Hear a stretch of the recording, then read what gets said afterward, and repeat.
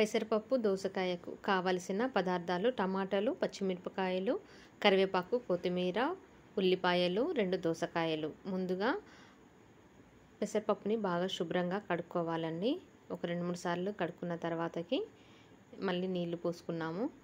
ఇప్పుడు ఒక కడాయిలో కొంచెం 2 పావుల వరకు ఆయిల్ పోసిన తర్వాతకి జీలకర్ర, ఆవాలు, ఎండుమిర్చి, కరివేపాకు, ఉల్లిపాయలు వేసుకున్నాము. అది వేసేటప్పుడు వీడియో తీయలేదు కాబట్టి ఈ విధంగా ఉంది. ఒకదాని తర్వాత ఒకటి వేయాలి. వేసిన తర్వాతకి సరిపడా పచ్చిమిర్చి, కొంతమంది అయితే తాలింపులో వేసుకుంటారు, కొంతమంది అయితే మొత్తం పప్పుకి కావాల్సినంత పచ్చిమిర్చి కూడా వేసుకోవచ్చు. అంటే ఇంకొక 5-6 వేసుకుంటే కరెక్ట్గా సరిపోతుంది.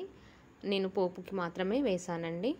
అది వేసిన తర్వాతకి కొంచెం మగ్గనివ్వాలి మూత పెట్టుకొని.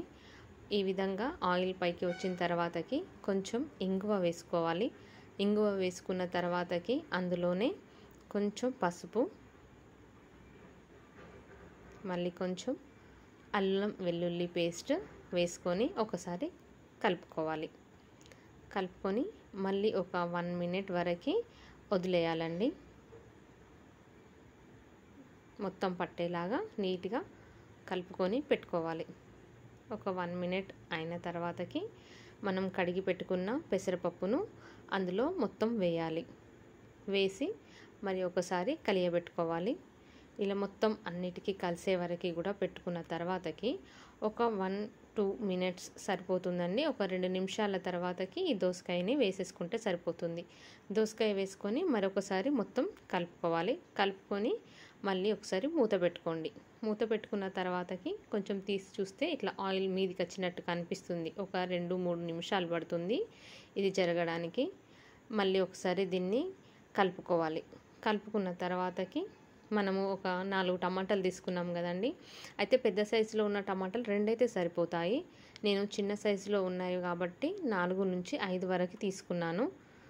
తీసుకొని అందులో మధ్యలో వేసుకొని పప్పు అటు ఇటు అనుకుంటే ఏమవుతుందంటే టమాటాలు త్వరగా మెత్తబడతాయి అన్నమాట. దానివల్ల మనకు టైం వేస్ట్ కాకుండా ఉంటుంది.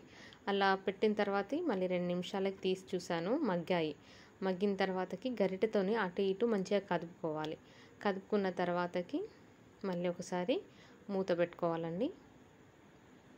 ఈ విధంగా మెల్లగా మెల్లగా అనుకోవాలి. మొత్తం మంచిగా మగ్గుతుంది. అలా అనుకుంటే మనం పప్పులో తినేటప్పుడు మొత్తం ఇట్లా రాకుండా ఉంటుంది టమాటాలు.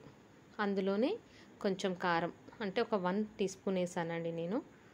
ఉప్పు స్పూన్నర వేసాను. అది మీకు సరిపడేటట్టు వేసుకుంటే సరిపోతుంది. మీకు రుచి ఎలా అయితే బాగుంటుందో మీ కారంని బట్టి మీరు వేసుకోండి. వేసుకున్న తర్వాతకి మళ్ళీ ఒకసారి ఇట్లా మొత్తం కలియబెట్టుకోండి. అడుగంటకుండా చూసుకోవాలి. కలియబెట్టుకున్న తర్వాతకి ఇలా మీద ఇట్లా ఉడుకుతున్నట్టు కనిపిస్తుంది కదండి. కొంచెం ఆయిల్ వస్తున్నప్పుడు ఒక గ్లాస్ వాటర్ పోసుకున్నాను నేను. గ్లాస్ మీద కొంచెం వాటర్ పోసి ఉడకాలి. అది కొంచెం మూత పెట్టి తీసానండి నేను. తీసిన తర్వాత ఇలా ఉడికేటప్పుడు మీకు చూపిస్తున్నాను. పప్పును దోసకాయ మంచిగా మెత్తగా అంటే మెత్తగా మంచిగా ఉడికింది చూడండి. వాటర్ ఇంకా కొంచెం ఎగ్గాలి, అంటే కొంచెం దగ్గర పడేదాకా ఉంచుకోవాలి. ఆ తర్వాత అందులో కొంచెం కొత్తిమీర వేసుకొని అందులోనే కొంచెం కస్తూరి మెంతి వేయాలి. మళ్ళీ ఒకసారి కలవబెట్టుకోండి. ఇప్పుడు చుట్టుపక్కల చూస్తుంటే మీకు అర్థమవుతుంది. ఇట్లా ఉడికినప్పుడు సైడ్కి ఇట్లా ఆయిల్ అనేది మంచిగా పేరుకొని వస్తుంది చూడండి. ఇలా ఉడికినప్పుడు కూర అయింది అనుకోవడానికి మనకి సరిపోతుంది. పప్పు రెడీ అయిందనమాట. చూడండి ఆయిల్ మొత్తం వచ్చింది. ఇప్పుడు మనకు పెసరపప్పు దోసకాయ టమాటా రెడీ అయిందండి. ఇది నార్మల్గా చేసుకునే పెసరపప్పు కంటే దోసకాయలు వేసుకొని చేయడంలో కొంచెం రుచి అనేది ఎక్కువగా ఉంటుంది. చాలా బాగుంటుంది. ఒకసారి ట్రై చేయండి. Thank you.